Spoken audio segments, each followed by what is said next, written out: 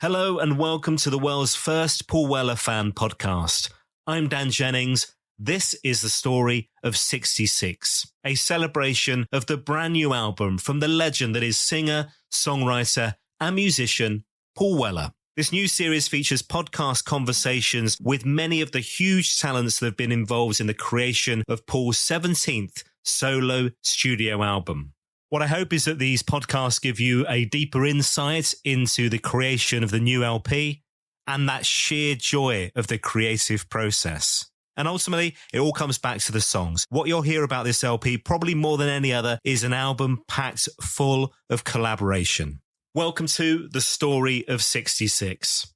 On this episode, a brand new guest to the Paul Weller fan podcast as we're joined by Sumudu Jayatilaka, a wonderful singer, songwriter, part of Jules Holland's live band, who just happens to sing amazing backing vocals on the new album from Paul Weller alongside Louise Marshall. That's another episode coming up, by the way. Sumudu's got an amazing story. You'll hear her on the album singing backing vocals on Soul Wandering, on Jumble Queen, and if you're lucky enough to have the deluxe version of the album, that absolute banger that is Gotta Get On. You'll also have heard Sumudu in some pretty surprising places musically. So we're going to dig into some of those connections as well. You're going to love this one. Another huge talent on the podcast. Let's get into it. Sumudu Jayatilaka, thanks for joining me. So lovely. Thank you. Thanks for having me. Now, look, I want to understand your journey in music, you as a singer-songwriter, but as this is the Paul Weller fan podcast, we should kick off with a question about Mr. Weller. So when was it that you would have first discovered his music? Oh, that's really difficult. I actually can't remember the first time, but I do remember just knowing about his music all the time. I suppose the 90s was when he was really more prominent in my life because I was a teenager in the 90s and there was sort of Oasis and Noel Gallagher was doing duets with him and things like that. And also I knew just like being a human being, his back catalogue is just in the ether on the radio all the time or just listening to music. So I suppose the time when he was on TV a lot when I was a teenager was that era. But I really got heavily into the jam when I was playing the guitar a lot. And those kind of songs, you can kind of hear it evolving into the early, when I was sort of 14 or 15 when Nirvana hit, and that was a three-piece guitar. And then you kind of realize that they've been listening to all this other stuff, and you kind of delve into their back catalogue. And that's kind of how I came about. I didn't really it was like he was always there. It's a bit like the Beatles were always there. He's a bit like that for me. I can't give you any one moment where I go, that I saw that or I heard that, and then I was like, that's it. It wasn't really like that. It's just sort of generally a soundtrack to my life, including a soundtrack to many films as well. So yeah. It's one of those things, yeah. It's really interesting because when you say like you then as a teenager, your background in music, and it's really interesting because I think we kind of pigeonhole artists into a category. So my gut would be that your love at that time as a teenager was jazz because you were in the National Jazz Orchestra and all that. But actually, why would it just be that? That's a ridiculous thought. But we do kind of think that, don't we? You're right. I've had a lot of that where people ask me even now, you're a singer. So what kind of thing, what stuff do you do? And I find that so bizarre. Because when I was a kid, you're brought up on what your mum and dad listened to, at least I was, which was a cocktail of all kinds of stuff, including a lot of classical music, a lot of ABBA. Obviously, I think when I was at school, very young, I discovered the Beatles, not because I'm of that age, just because I think a teacher played Michelle and I was so obsessed with it. And I bought a tape from W.H. Smith's or something. I remember buying a tape or going with my dad shopping and he bought me a tape, which was, I think it was the Red Album. And I would just sit on the floor in my bedroom with my back on the radiator, just listening over and over again to that tape and another Beach Boys tape. And it wasn't the era that I was meant to be listening to because I was, that was the 80s and 90s. And then I was also listening to what all my friends were listening to and what was out at the time, which was Mariah Carey, it was Nirvana, it was a mixture of all of that stuff. But I was also playing lots of musical instruments. So my mum and dad were really good in that they wanted me to have all the opportunities that they didn't have. They're from Sri Lanka and they're doctors. And when they came to this country to work for the NHS, and have done for forever. They also wanted me to go into that world. So I think it was decided for me. But they also wanted me to have all of the things that they wanted to be able to do that they didn't get to do when they were in Sri Lanka. So they made sure I had piano lessons. And a school I went to, the first instrument I learned was the recorder. I hope that everybody has that experience. We all did that. We all did. I mean, even I did that. Nobody gets to diss the recorder when I'm around. I think it's a fantastic instrument. And I loved it. And it came very naturally. And then the school was offering violin lessons, peripatetic violin lessons. So my big sister did that first. Then I took over. We both played. And then eventually my little sister came along and she learned the cello. And we were kind of like this one-track family, if you like. Yeah, it was so much music in our family. My dad would strum the guitar. My mum would sit at the piano and play, but not really. They would just play by ear. You know, they never. So they really were, it was all really their fault, actually, because they made sure that I did all of those things as well as joining the choirs. And when I was 14, there was a swing band. Just growing up in the north. My mum and dad were doctors and they worked all over the country. So I lived in lots of places like Carshalton and Rochdale for a while, and then eventually Scunthorpe, which is up north. And I remember the first time anything musical happened to me was when I was in Rochdale. I was in a school. I must have been about 3 or 4, and the teacher gave me a chime bar. They're so beautiful. They just handed them all out to these kids. And I remember the school teacher was just trying to get us to play in time, just go boom, boom. And I remember thinking, no, I get it. I knew exactly what she was talking about. And I just instinctively understood it. But I remember thinking it was such a magical sound and a magical moment that you could make this sound. And then maybe when I was 4 or 5, an auntie had come over and she was playing the piano. And I was just sitting there watching her play. And then when she left, I got up and played something very simple. And it was like I just understood the sort of maths, if you like, of it from a really young age by ear. So my mum and dad just we'll all learn the piano. We're all going to learn this and do this peripatetic violin lessons, which eventually led on to flute, eventually led on to the guitar when I turned sort of 14, 15, because that's what happens. But they made sure we were in all the choirs, we were in the school orchestras, we were in the district orchestras, and there was a swing band that when I was 14, I would be singing in that swing band, which was when I really got into Ella Fitzgerald and Frank Sinatra and Billie Holiday and all the greats, you know. But then on top of that, we were always watching musicals, which was sort of Frank Sinatra films and Judy Garland. And without you realizing, you're learning the Gershwin and Cole Porter songbook. You know, you're learning all of those songs because they were written for musicals. So I didn't actually realize that was just really good musical background as well as all the classical music. And then listening to what my age group was listening to as well. It's all good. I don't really see it as a genre. It's just, I've always been brought up on a couple of that, and it's influenced everything that I do. And actually now I realize the people that I identify with the most are the same as that. The people that I've found it really easy to work with, where it feels like almost you're related, like your family or something, are very, very similar. In fact, Paul is one of those people, the session that I did with him, the first session I did with him, I remember it was just so, it just made such perfect sense. He was so quick, which I like to be quick, but he was really quick. And I didn't know any of this. I hadn't really rung anyone and gone, gosh, what's this going to be like? You know, I really was just like, I'm just going to I just knew I'd be happy doing it. I also, because I'm not this sort of expert, like I realize I'm talking to an expert, Paul Ellen. And you are.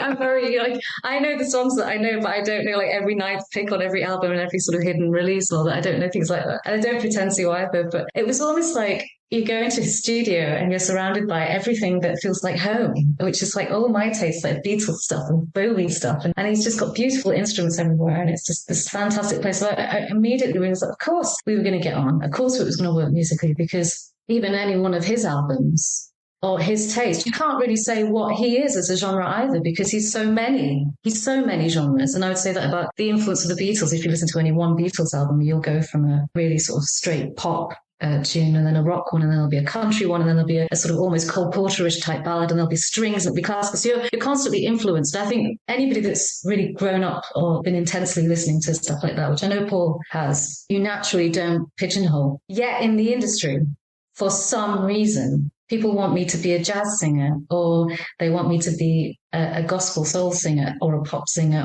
and of course I can do all of it, and I like being able to do all of it. There's a lot of musical snobbery, and because I did eventually, my way into the music industry I did end up going into medicine. I did do medicine, and I ended up leaving medicine when I knew I wasn't in the right place, which is very, very hard, because you've been brought up to pay attention and learn a certain thing. And actually, it wasn't ever really for me. It was kind of chosen for me. And in the end, I finished my job and just didn't reapply, and sort of did it that way rather than leaving like dramatically, and moved down to London eventually. And luckily, I'd made enough of an impression when I was in the National Jazz Orchestra, which wasn't until I was 18. So there was all of that time while I was singing jazz and listening to jazz. And you don't even realize you're listening to jazz when you're watching high society, with Louis Armstrong. It's obvious now, but at the time I was tiny. I was like 6 or 7. When I was watching West Side Story obsessively, I didn't know I was listening to jazz and classical music, this great blend. But actually in hindsight, you're always listening to jazz. It's a little bit like people who say they don't like classical music, but they love Ness and Dorma.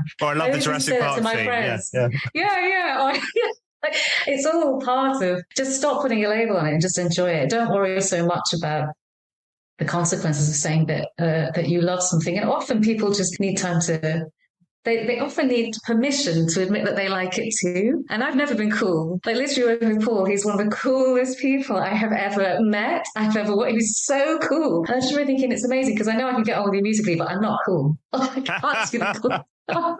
But he's really cool. There's like this great combination of cool and calm, but really uber excited and full of energy and sort of adrenaline. And that's a really interesting combination, to be so almost childlike excited about stuff, but very, very cool at the same time. I can do the childlike excitement thing, but I can't do the cool thing. So I think people need permission sometimes to just admit that they like something that might not be considered cool. Whereas I've never been like that. I've always gone, yeah. I remember there's a time when people would, never want to admit that they like Dolly Parton. Like, Dolly Parton's amazing. And then suddenly she does Glastonbury and suddenly everybody's catching up. It's a bit like Paul McCartney. A lot of people like that. You had to choose Lennon or McCartney. And it's like, what are you talking about? What's the choice? Yeah. But then he's done Glastonbury and suddenly everybody loves Lennon. Suddenly everybody's happy to admit that they love him. It's like, I never worried about things like that. So I think also because I didn't go directly into music and get sort of brainwashed by all the muso world, which does happen, where people sort of take themselves a bit too seriously. I was always doing it as a hobby, which it never was really a hobby. I didn't realize, but that's what I thought it was. That's what I thought it was allowed to be. That was the only place I knew it could be. And to be fair to my mum and dad, they did say, we just didn't know anything about the music industry, didn't know how to do it, but they did know what they were doing in that world. And it's a bit like if I'd been born into sort of a painting and decorators sort of family, I'd probably be amazing and be doing that. It's sort of the family business, if you like. You say that my dad's a painter and decorator and I'm terrible at that. So, but I know what you mean. But it's like, how your parents just want you to be okay. So they just give you what they know. There's that safety realm. I think they were very like that, especially coming from Sri Lanka to this country and then living here and being told that you can do this, but you can't do that. Which we did suffer that, unfortunately. I did grow up with that, especially growing up in the North.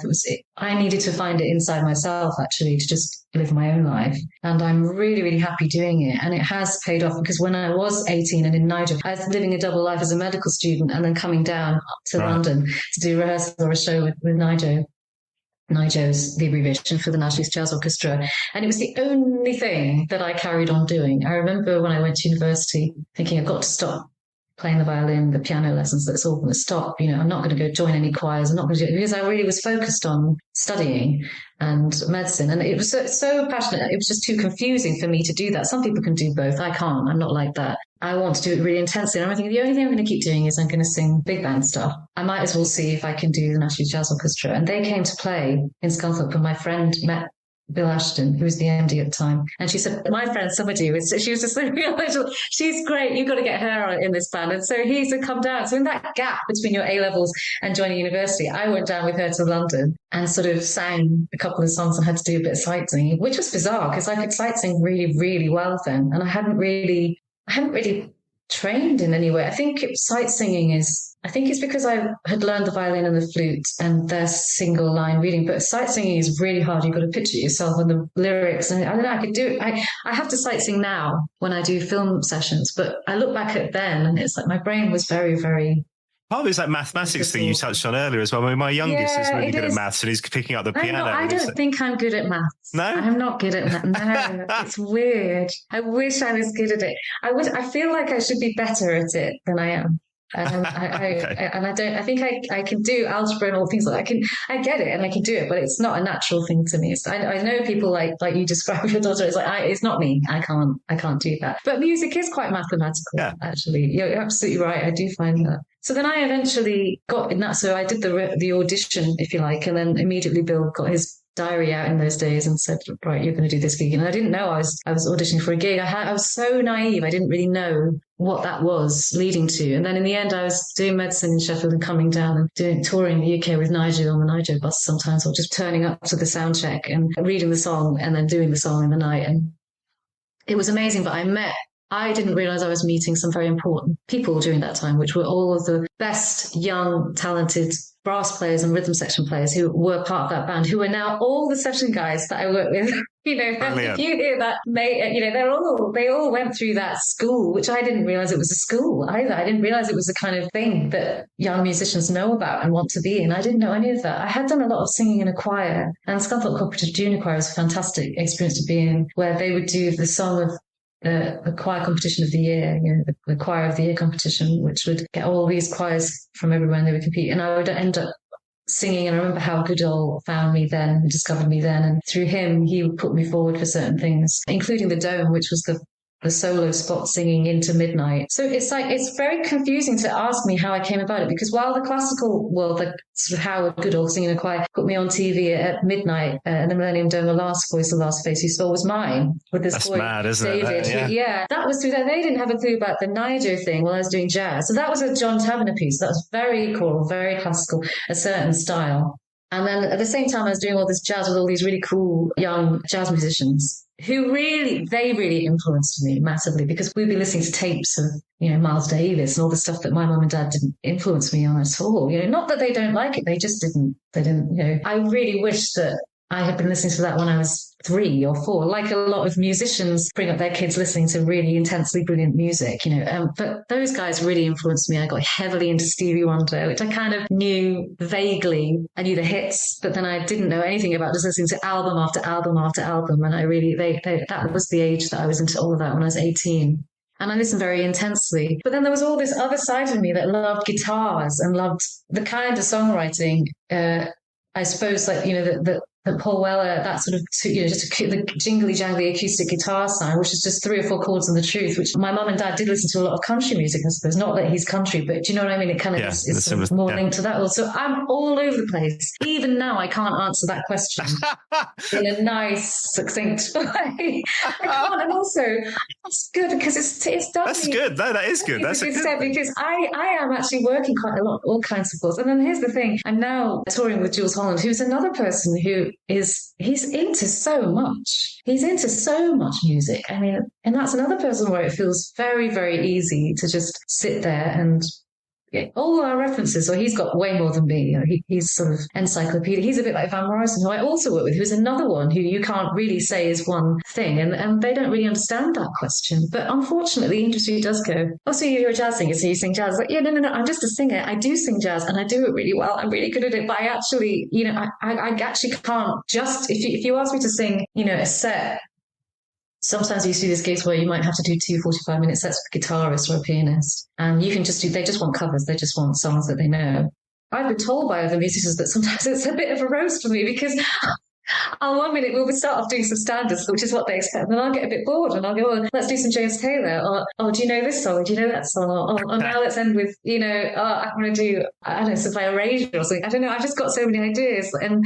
And actually then they end up really loving it, because it's just fun. It's about fun, and it's not about... But I think that thing of being bored with one genre, that happens to me. And I kind of see, not that Paul gets bored of one genre, but I definitely think that he wants to be interested all the time. And I think that Bowie thing, that Beatles thing, that Paul Weller thing, you can't really say what they were, because there's this evolving process. It's because they're interested in so many different styles of music, and they don't pigeonhole what that is. It's just a sound that they're hearing. So I really do feel quite at home with people like that. Oddly, I'm not fazed by that. And it's much more difficult when someone's sort of really stuck in their world and I'm not an expert in that field and I have to get into their zone. That's fine. It's always easier when it's an all-round sort of someone who usually writes the songs, plays them, plays loads of instruments, or at least had a go, and isn't thinking academically at all, isn't thinking about a theory. They're not thinking about it. Yes, I can read, I can do all of that. I don't need, that's not where I came from though. That's something that I learned, but like piano grades and things like that. And I do use it when I have to do the film score sessions and the reading sessions that I do. But actually where I came from was much more just playing by ear and hearing it, and have a go heroes like the Beatles, or if there's a guitar, oh, let's just see if I can play it. Oh, this instrument. And it's all transferable skills, especially when you play the piano. You can play the accordion, which I did learn as well. And I'm now working with the kind of people, and I have been for a while now, where they're like that, actually. That's how they did it. I remember my dad was telling a friend of mine once, there was one observation about my mum and dad. He just sort of said to me, Yeah, Sumudu, she had a really strange relationship with the piano. I remember when she was about 6 or 7, she would just wake up in the morning, come down the stairs, not speak to anyone, and just go straight to the piano and play the piano for hours and then go back and not speak to anyone. And I remember thinking, oh, I can tell you found that really weird. You didn't really know what that was or what to do with me. But he made that observation. I remember telling Jules that when we were chatting one night, and Jules just said, yeah, that's normal, isn't it? And I was, oh, yes, it is. It's what we did. Yeah. He said, yeah, I used to do that. And I was like, that's right. And I just feel like it's like I was born in this family that didn't really know what it was, but they're very happy that I'm happy and that I'm doing it. And it's like, if they could come to every single show that I did, they would. And I need to be very careful. Because they love music. They do. They're always singing. They do. My dad's got really good times when he taps on the steering wheel, I'm like, oh, it's got solid times. Maybe my rhythm came from Dad. I don't know. It really is bizarre. And my big sister and my little sister are ridiculously talented as well. Very, very talented. And, it's just, we would play music together. But I think it just came much more naturally to me, just a little bit, slightly more abnormal. I can just hear it and do it. And it's definitely that over the theory for me. Okay. There are people that I'm going to ask you about that you've collaborated with and worked with in a second, but let's talk about your Instagram, right? So this is 30th of January, 2023. No. I don't know how to use Instagram. You do. I've seen you. I'm learning. I joined it so late. I think I joined it in lockdown. That's how rubbish. When nothing was going on, I was like, oh. Well, I mean, there are people who know how to use it properly, like influencers and all that. To keep it. I try and use it just to say something like every now and then, but I don't post. Okay, well, let me take you back. It's 30th of January, 2023. And the reason I mentioned the date, because it's really interesting, because if you think about where we are now, this is the length of time it takes for an album to kind of then get out into the world. You said, fabulous session today singing for Paul Weller with my soul sister, Louise Marshall. Yes. So that's how long ago that session was, right? Yeah. It was a long time ago. I think it's always word of mouth. I think Jules put me in touch with Paul. I think Louise has worked with Paul a long time ago. And then this one came about. And I think also because he had probably seen me with Louise, with Jules, which is why I got in touch to Jules. So you kind of get booked as a pairing, which was great because when I turned up, I was greeted by Charles with a lovely cup of tea. And he was so lovely.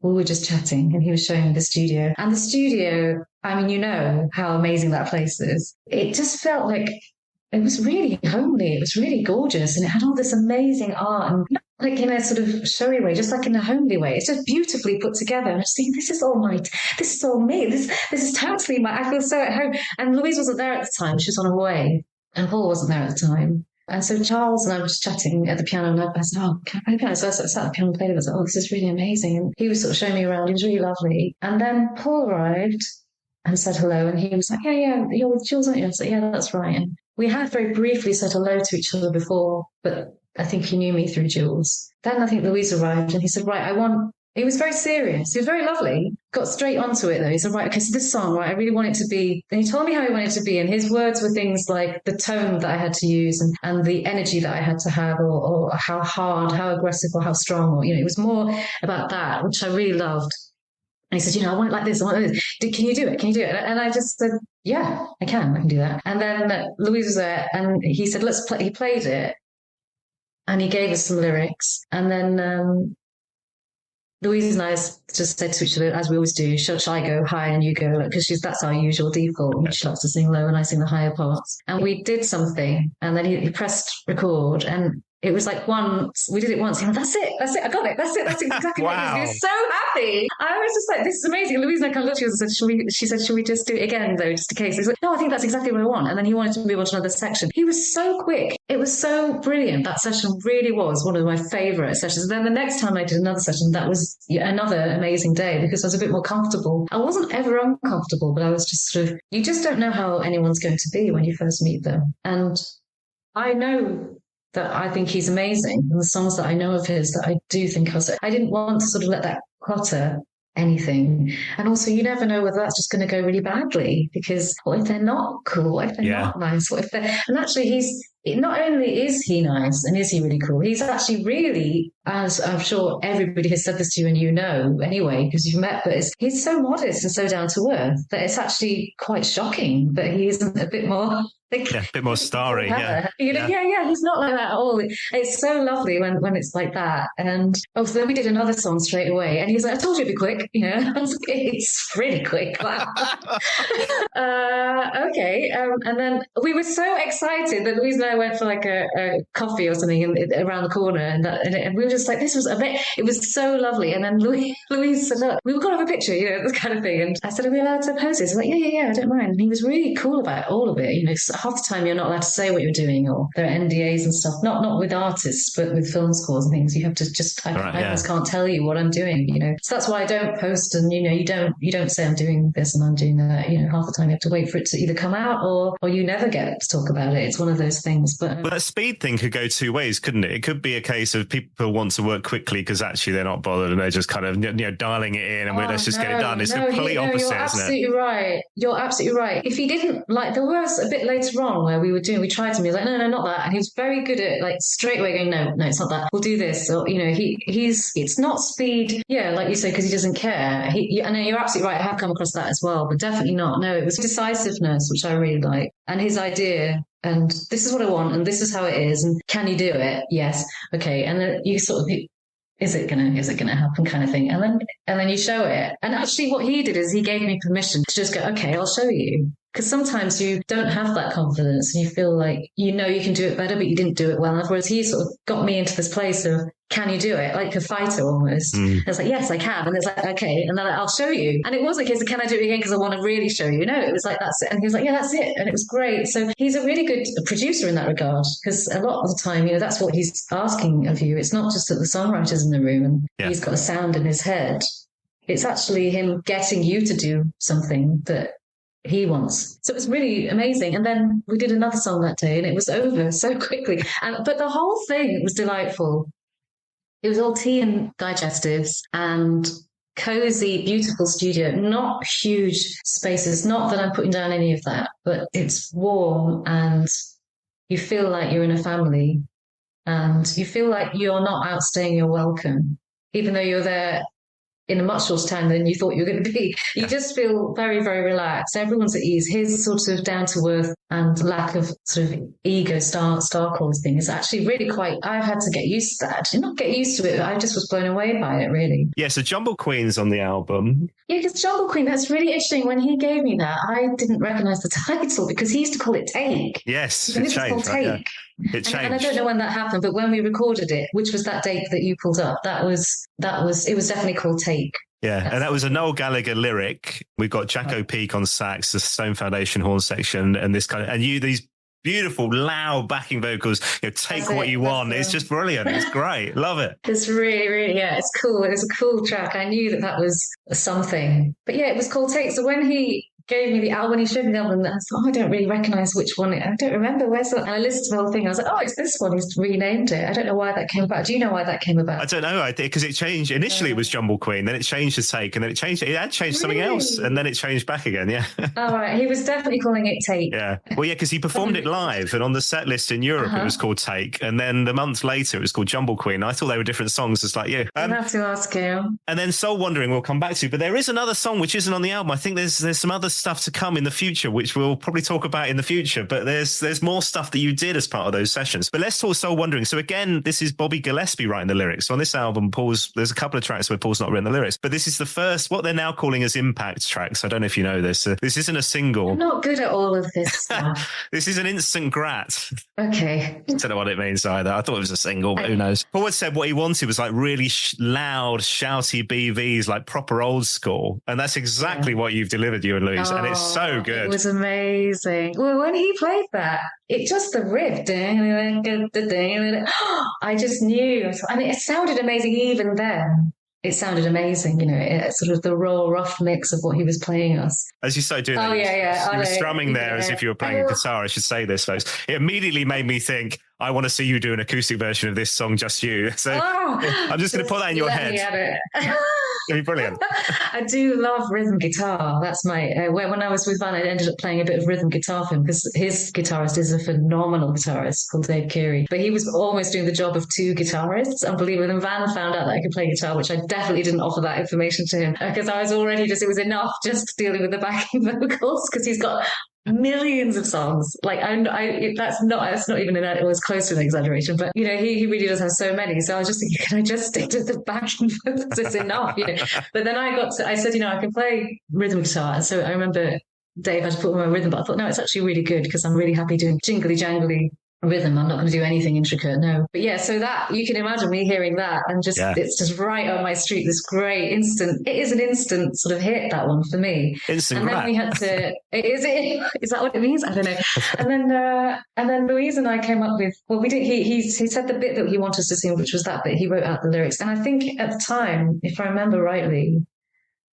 he hadn't actually settled on exactly how he was going to phrase that bit. It might be this song. There was definitely one where we had this amazing moment where he had to sing it down, his part, so that we could match his rhythm and his phrasing first. So he wasn't quite 100% on one of part of it, but that was the day where I got to hear him do his thing and watch him do his thing in seconds to just nail it, just beautiful.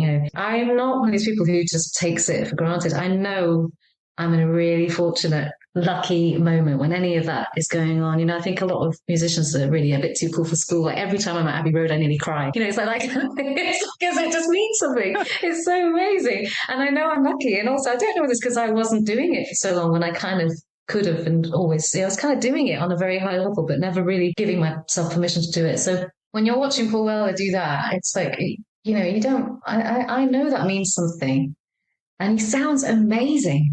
He just sounds, even when he speaks, he sounds great. His voice is amazing to listen to. So he's going to sound great when he starts singing, but his voice is really, really amazing. Like it's actually beautiful. And it's kind of like that kind of frustrated, aggressive, like I'm still searching, I'm still this, and he sang the chorus. And then Louise and I went in straight away. And we did our harmonies. And again, it was low, high kind of thing. And then we had to go higher and higher. And so there's particularly high ones you can hear me quite high in the mix on that. We both loved that song. We loved it. Absolutely loved that song. And then when I heard it on the sort of pre-release or whatever you call it these days, I think I listened to that on repeat for ages. It was just like amazing. And that's not because I'm on it. Definitely not. It's because of that riff actually and the whole song. I think it's a great song. I loved it so much. I texted him saying, I cannot stop listening to this. And he was like, oh, I'm really happy you like it. Oh, that's great. I love it. It's actually on repeat. Honestly, it's on repeat. In that session, because I've met him once before, again, I was there early because I'm always early. And then Paul was there and Louise was still on her way. And so I think I was there and I was looking at there was some Beatles album that he had or single that I hadn't seen before. So I was looking at it. He walked in and he was going, yeah, it's good, isn't it? And he started showing me stuff because he realised that I was interested in the Beatles. I actually didn't. I know it's probably real common knowledge that Paul is obsessed and loves the Beatles, but for me, I didn't really realise how much because I think I can bore you to tears with it. So I don't know what it's like. And then you meet someone that's really similar, but actually it's Paul Weller. He's so cool, but he really is like he still has a child's enthusiasm and passion for them in particular and a real respect for what they did. And it's not just the music, it's the art and clothing and it goes everywhere. And I think he has that too. He has that. Even his album cover is so cool. It's Peter Blake, sort of beautiful. All the artwork for this new album, it's just gorgeous. Everything goes together. It's all art. He's not even subdividing the type of art that he's dealing with. It's the music, it's the album cover, it's the way you market it, it's the way you dress, it's all of that. So he and I were talking quite a bit before we even were listening to the track, and then we eventually had to do some work. But I felt much more comfortable, even more comfortable talking to him then because I knew he'd been so nice the first time. And it's a bit like even if we weren't going to work together, it could be a complete stranger, and if they had that interest and common ground, it's easy. We can really bore each other to tears. So he is a fountain of knowledge and all of that, and really enthusiastic. And then I think that song was just awesome. without any backing vocals, without even he finished, and then he finished his vocal in front of me, or at least that particular part that we were working on. Because don't forget, we don't often hear the whole track. They just go straight for the bit that you're on. And I texted him and he loved it. And then he sent me the album, which I have had a little sneaky preview of. And I bumped into him and told him, I said, it's just unbelievable. This album is so, he said, what do you think? What do you think? It's so uplifting. I said, I found it really uplifting. I loved it. I don't even mean just that song. I mean the whole album. It's really, really amazing. It sounds amazing. And he sounds amazing. His voice is beautiful. And I hear all of these influences. And I did tell him, I said, I've had that on repeat. It's like, I know, and I said, that is actually quite rare for me. But when I like something, I do get very obsessed with it. So I do listen to it on repeat. But that one was amazing. So I got the album because I was interviewing Paul, so they sent me the album in advance, which was amazing as a fan, this silly journey that I'd been on to get to this point. No, it's brilliant. Isn't it brilliant? It's amazing. Don't get me wrong. Yeah, absolutely mental. And brilliant. So I had the album in advance, but even so, even when they announced that Joe Wiley was going to have the first play of that song, I still tuned in on the radio, and it's something different about it. When it came out of the radio, it's just like, this is such a great tune. I know. Isn't that great? Yeah. And then to be on it, must be even more. You had it before Joe Wiley. Yes, that's true. Uh-huh. That's so cool. That's so cool. I love amazing. that. What I did say to Paul, though, because I don't know if you know, this is the last song, Soul Wandering was the last song that was recorded for the album. I didn't know that because it was so long after. Do you know when we did it? Because I don't think I posted. I think that was my favourite day. It was so good. The first day was amazing as well. But those 2 sessions, those 2 days that I'd done with him, and honestly, they were like dream days. It felt like the sun was shining all the time. I really, really think they were special moments, but also it makes sense to me because it's like I'm with someone that's practically family, because musically that's how it feels, His studio environment does make you feel like you're with people who actually play guitars and actually listen to music that they like, they like music. They're not just sort of thinking about genres and things. I don't know. It just feels like people who really love music in any form and can get something out of it. That's what you feel like you're surrounded by. So I feel very, very comfortable in that world, frankly, which is weird because it's like an amazing world. But it could have been so daunting. I think that's what I'm saying. It could have been really intimidating and it just wasn't. Yeah, I think that's exactly what I found with that final interview of the podcast. Like I say, it's like, he's so down to earth, so comforting. Yeah. It wasn't, you couldn't get nervous because actually, and we had similar connections around different bits of music. I'm really into reggae and stuff. And yeah, that's exactly what you want, isn't it? It's like, he's not lost in showbiz in any way, shape or form. No, I think that's really, and he could so easily be. And also because he's so cool. Why isn't he like terrifying? Yeah. I mean, if I was Paul Weller. If I was that cool, I'd be like, I'm too installed to you. Yeah. Who are you? But no, he's lovely. He's really, really lovely and really down to earth, really straight talking, which I really like as well, because I'm not very good at dressing anything up either. So if you ask me, if you make a mistake of asking whether I like something, and if I don't, I won't be able to say, I can't do that kind of thing. And so I was really, really happy to hear the album, which I do really think is really fantastic. And also that particular song, I'm really happy that I had any part to play in it, because I think I loved the song without anything. I loved it straight away. That guitar battle between Josh McClory and Steve Craddock on there, like these electric guitars, you can almost imagine them standing opposite each other down and out, it's great. It sounds huge, doesn't it?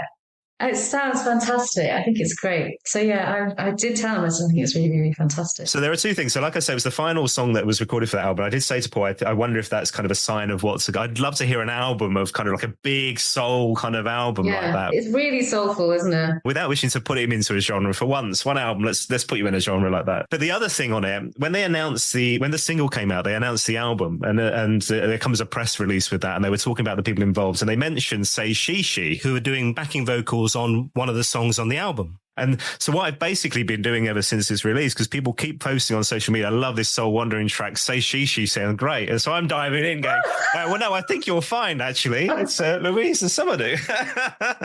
Oh, thank you. Thanks, Dan. So just clearing it all up, Oh, yeah, please do. It's me, Louise. And the thing is, it probably does sound really big because we're layered. Like that's us singing again and again and going higher and higher. So we do sound like this massive gospel choir in the end. It's like really raw and loud and quite, but it isn't just 2 voices, it's 2 voices again and, harmonizing with each other. And so I can understand why, but no, thank you for doing that. Thank you very much. I shall keep looking out. Yeah, set up a keyword search. I have to ask you before you go. So November 24th last year, my wife's birthday, I was there at the Royal Albert Hall, and it was Jaws Holland, that big band orchestra. And my God, I always love seeing Jaws live, but it's the first time I'd seen you with Jaws' band. And I was like, my God, this is incredible. It's such a great night out, but man, man. I mean, those vocals. Thank you. I do love it.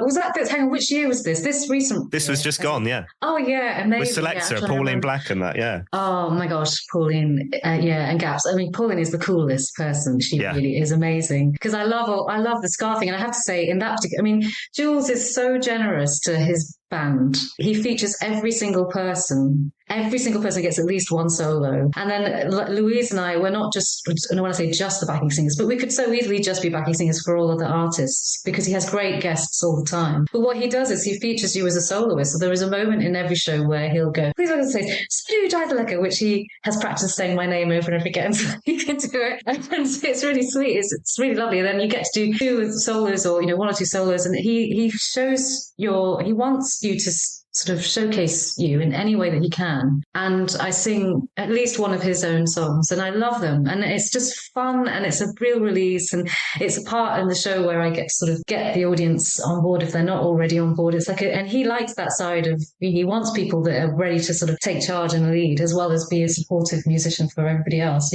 So, but he's very generous like that. I've always, and again, I know that that's not a normal thing where your band leader is going to come to the Albert Hall and do some solos.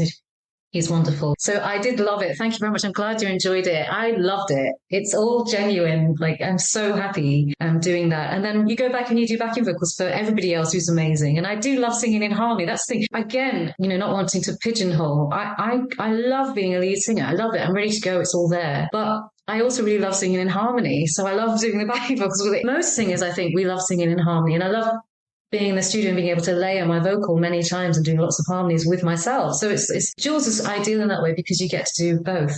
He does in any one show. I'm a backing singer and I'm a lead singer. And at the end, Ruby, Louise and I closed the show with that was incredible. For you. And it's great, isn't it? We get to really, and it's funny because I'm very, very high. So I kind of had that high end and Louise has the sort of middle end and lower end. So we both got a really good cover and there's an overlap between the 2 of us as well. And then Ruby's got this powerhouse voice, and the 3 of us, when we do it in harmony, it's like we just stay out of each other's way, but also blending. And it's great. It's an amazing sort of powerhouse moment for singers. And then in between the show, he has guest artists like Pauline, who is just amazing. And I think the Selector, those songs really suit the big band. They sound absolutely brilliant. It sounds huge. It sounds huge and they play it well. And, obviously with Squeeze and then ska and all of that, there's a link in that world. And I love ska music as well. So it's like, Jules, in any one show, he'll be covering all of those genres, including loads of New Orleans stuff, including a sort of more standard sort of big band one. He plays Just in Time. I think that's my favorite one that he does, which is the song just before I go on. So I'm in the wings and there's this trumpet trio soli where they come to the front and they play that. And it's just really sort of big bands, almost Sinatra, Count Basie sort of arrangement. I think Derek did the arrangements for that one. And I just love it. And it's Jules singing because I think Jules should sing, but he's giving so much away. I'm like, where are you, Jules? He sings that one and it's my favorite bit of the whole show. And then I have to go on and sing. And I always say to the guys, this is the best one. And now I have to follow. Well, it's such a brilliant show. It's such a big feel-good show. It's fun, isn't it? It's so good. We're going on tour again, I think, May, June, July. Oh, no, always. Spring, summer tour. And then we do a winter tour. So, yeah. Well, I love the way as well they film, because, obviously, a lot of it's Jules on the piano and I mean, just utterly ridiculous how brilliant he is. It's just crazy. But you get the camera from above, so it's you can see him tinkering away on the screen, which is just a great idea. I don't get to see all of that, but I've definitely seen it before where they show that. So when I play the piano, I'm more like Carole King, or Aretha, a little bit like, let's settle down. And he's just like all day, like rhythm. Well, you watch and you go, fingers shouldn't be able to do that. That doesn't, how is that like an octopus almost? It's just ridiculous. Mad. And he's great because he just plays the piano every day, all the time. He's writing all the time as well. He's another person who's just really in it for the music for the right reasons. I used to watch the show and see him always promoting new artists and things, and you always think, well, he's just been a presenter or he's doing his job. But actually, I realise now that I've got to know him that actually it's not that he likes everything, because I don't think everybody does. It's more because and especially he has certain tastes where he really knows what he really does like, but actually the reality is he's somebody who's actually interested in everything and everyone. He's genuinely interested and he wants to learn all the time. So I think that's what is so sincere about it. He is good at promoting he works with and is a legend, and he works with the legends. So one minute you'll be singing with him, and then there'll be Robert Plant, which was he did 30 years of later. And I remember thinking, I can't believe it's a dream job, really. And then the next minute he'll be promoting a new artist that no one's ever heard of. That's a great talent, and he sees that as an even keel. That's an even job, and it's all on one level. And I think that's really quite genuine that he's willing to sort of push the new forward and promote and help, because actually a lot of people are a bit more hoggy about their stage time and space, and understandably that's fine, you don't have to be, but he's extremely generous, not just to his band and definitely to me, in that you get to do solos. But I realized he told me, he said, I want you to come out, I want you to see, and I want you to, and I thought, okay, great. And he came across as a really nice, sort of quiet, meek, polite thing. But actually, when I'm on stage, I do want to really do it. I'm much happier doing that. That's the place where I can be as wild as I want to be. But in real life, I'm actually quite sensible. I don't believe a word of it. I'm not a wild cat. I'll bring it in music. If you want me to bring it, I'll bring it. But you need to let me know that I'm allowed to, because I don't want to tread on anyone's toes. That's a problem as well. I think that's sort of a hangover from never really saying you're a singer, but you're a medic kind of thing. And so I have to sort of, at some point, you have to go, no, I'm actually, this is what I do. And I'm going to do it, not hold back and not be shy about it, Well, look, I'm going to put so much of this stuff in the show notes of this podcast, including links to your own albums and your own music as well, which is also absolutely fabulous. There are three things before we go that I need to ask you about, right? So one is, my point of view. So Later with Jules Holland is such an amazing show as well. And you mentioned Jules Lubbock and introducing new music and whatever. If Paul does the 66 album, if he does any stuff on that, we need to get you and Louise as part of that mix as well. Because I think live, this would be, and get it on tour as well. Like live, doing this live would just be immense. Wouldn't it be amazing? I would love to do it. I know Louise would love to. We both love to do it. But honestly, it is just, it would sound fantastic. Because we can. It would sound as raw and as raucous and as wild. Well, it reminds me a bit of like when you discovered Paul in the 90s as well, when he was doing stuff and it was like Carleen Anderson and on Jules and stuff. I love Carleen as well. Total gem. Yeah, be amazing, wouldn't it? Right. The second thing I need to ask you about before we go is, my kids wouldn't forgive me if I didn't ask you about Jurassic World Dominion. The fact that you're on the soundtrack for that. Because you mentioned the film work and Air Studios. I think that was one of those film soundtracks. It might even have happened in lockdown or the end of lockdown, when we were allowed to have people spread miles apart from each other. I can't remember. I think that's a Michael Giacchino soundtrack. Am I right with that? Yes, I think it is. And he's for people that are less familiar, he also did the soundtrack to Up, which most people have seen, that beautiful piano. So you're going to set me off. You're kind of working with a legend again. And he and I, oddly, we got in touch on Twitter, whatever it's called now, but we're in touch with each other. And I was booked on that soundtrack, not because I knew him, but through a choir that did the work on that, which is called London Voices. There are several groups of different sets of fixers that I've worked for, that I'm very lucky that I get to work for lots of different people. And this particular session was booked by them. And I was one of the singers on that. So it was more the choral element of that. So you're not going to hear like a solo voice. No. And obviously with the soundtrack, most of it, if you hear me in any way, I'm doing something wrong, because you're with all these dinosaurs and stuff. I'm not sure you're meant to hear my voice doing all that. So it was much of a point. It was a choral thing, and we did get to do the bit of the hint of the John Williams moment as well. Oh wow! I remember the one bit where we all did that, and we were like, kind of got. But it was a wonderful moment. I think that was recorded at Abbey Road, and I think it was near the end of lockdown, where we were really spread out. I seem to remember being outside a lot during all of that time. So maybe that's when it was. I could be wrong. Because also the film thing, that is another thing. When I was a kid, I just listened to film soundtracks. And if you ever go on a drive with me somewhere, because we want to go hiking or something, you will be forced to listen to, the Indiana Jones soundtrack. And, and it's fun. It's all adventure. Lots of Henry Mancini, who's my favorite, and probably the full soundtrack to Kill a Mockingbird and Watership Down, because I just love it, because it's good for your imagination. It's all beautiful music. So yeah, a lot of the stuff that I actually listen to isn't really jazz or this or that. It's a mixture, but soundtracks sort of hit that imagination button. My kids are into like Harry Potter, the Jurassic World stuff, and what's the other one? Star Wars now. So we're about to go off to Worthing in a bit, take the kids down to Worthing, and what usually happens on a journey is, can we have the John Williams playlist? That's right. I'm so pleased to hear that. But we have, it's amazing music. Yeah, but we also will have the Jurassic World Dominion soundtrack, so we'll be playing that on the way down. Listen out to the choral bits. I'll be there. I will say. Final question. So as we leave this podcast, thank you so much for your time. I really do appreciate it. It's been so lovely. There's so much more we could chat about, honestly. Your career is incredible. One final question. You are allowed one Paul Weller song for the rest of your life. It can be the Jam, the Style Council, or solo. What would you pick? Oh my gosh. Just one? Yeah. That's really hard. I suppose I had to say Soul Wandering because that's an emotional connection. But actually, if I hadn't done Soul Wandering, that may answer that question because that's fairer. I can immediately think of three. I think it would be That's Entertainment. What was going through your head? What were the three? Town Called Malice, That's Entertainment, and I loved You Do Something to Me as well. It's got that sort of Bond thing going on, that one for me. But I think That's Entertainment is the one because that one is one where I remember listening to that on repeat over and over and over again. And it has that jingly jangly guitar that I love. And the lyric is so frustrated and bored. And, it just describes that feeling of just daydreaming, looking out the window, I just think it's an amazing lyric and it describes that sort of working class boredom, sort of, of just want frustrated. And this is like, opening the window, the smell of petrol. It's like, oh my gosh, how do you write like that? And it grows and grows and it goes on. And it's Four Chords and the Truth, if ever there was Four Chords and the Truth. It's so brilliant. I think that's a bit of a masterpiece for me. I could hear that on repeat for about 48 hours. As you sang a little bit there, another one again, I'm like, come on, when you just send me these cover versions just for me, that'd be lovely. You on the jingly jangly guitar. I just think he's amazing. That bit where he goes, watching the telly and thinking about the holidays. It's just, I get so much out of it. It's not just the lyric, it's the way he sings it. It's his rhythm, it's his guitar, it's the harmonies, and it grows and grows. It's just going round and round. There's so much that I think it has to be That's Entertainment. I don't think that's a normal creation or it's something beyond. I can't imagine anybody not liking that song.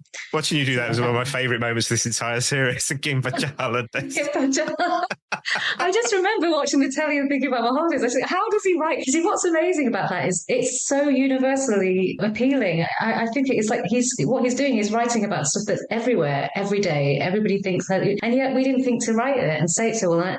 And the way it's delivered, it's so quick, and he's just getting rid of it quickly. It's brilliant. I just think that's magical. I could go on and dissect that particular song for you for another hour if you want to do it with that and why I like it so much. Oh, wonderful. Yeah, he's cool. It's cool. So yes, thank you so much for having me. I'll stop talking. Oh, this has been absolute joy. Honestly, I love these ones where I ask a couple of questions and my guests just go. It's wonderful. So thank you so much. It's been an absolute joy.